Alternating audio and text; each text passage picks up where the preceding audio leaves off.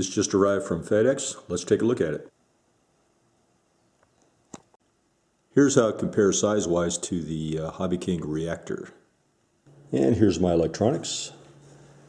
A 1060 prop, T-motor 2216, 1250 kV, plus 30 amp ESC, lemon receiver, couple of Metal Gear servos for the ailerons. The Corona will be for the rudder, and the high tech will be for the elevator. And batteries 1300, a couple of servo extensions, and I think that should do it. First step is to slide the wing into the fuselage and then glue it. I use goop. I think it's a lot better than CA. And then of course you want to measure from the left wingtip to the rear of the fuselage as well as the right wingtip to the fuselage and make sure those measurements are the same. Then we glue the canopy. I just use pins and goop to hold it in place until the glue dries. Next we add the servo arm extension onto the servo arm itself, and also we put the push rod connector onto the end of each servo arm. Next we glue the mount onto the wing for the aileron, and then we push the servo down in place to make sure that the mount is where it needs to be. And the same for the other aileron servo. And now the ailerons are screwed into the beds. And a slot is cut into the aileron for the horn, and it's glued in. Slots are cut to embed the wires so they don't show in the EPP, and then we cut off the excess on the push rods. And the elevator stabilizer is glued on using goop. And I pin the split in the back of the fuselage. And then you measure here and here to make sure they're equal. Make sure the tail assembly is parallel to the wing. And then we glue on the rudder.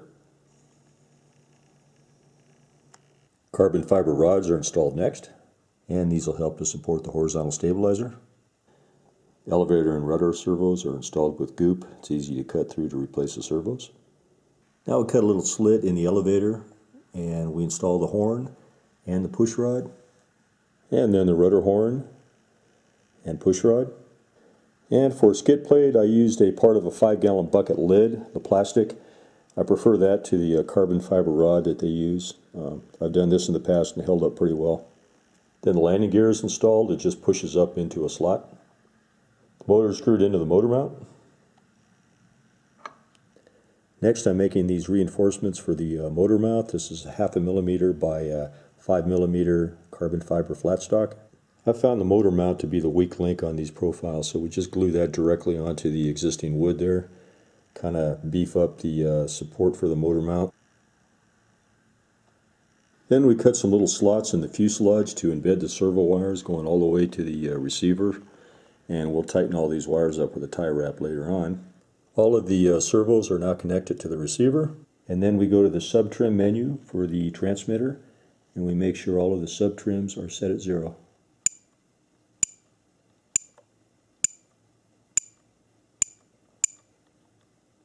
Okay, looks good. And then we connect the battery. And then we disconnect it. That centers all the servos.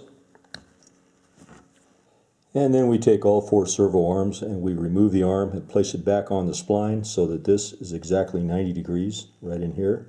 And then we use our sub trim afterward in order to get it to exactly 90 degrees. This one I'll need to adjust just a little bit. And the elevator looks spot on. The rudder needs a little bit of adjustment of the sub trim, and I'll go ahead and do that. Okay, I went ahead and adjusted all of the sub trims to get the arms at exactly 90 degrees, as you see right here. And I went ahead and adjusted the push rod to get the controls centered out on all 4 surfaces. I went ahead and adjusted the travel from the transmitter, and this is full left aileron, full right aileron, full up elevator, full down elevator. I cut this area out a little bit to increase the amount of travel up and down. That really improves extreme aerobatics. And finally the rudder. Here's full left and full right.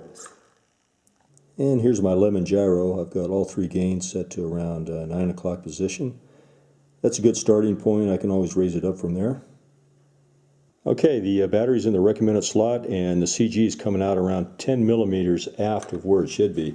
But I think it'll be okay. I'm going to give it a try, and then I can always adjust it later if I need to. And I think we're ready to maiden this thing.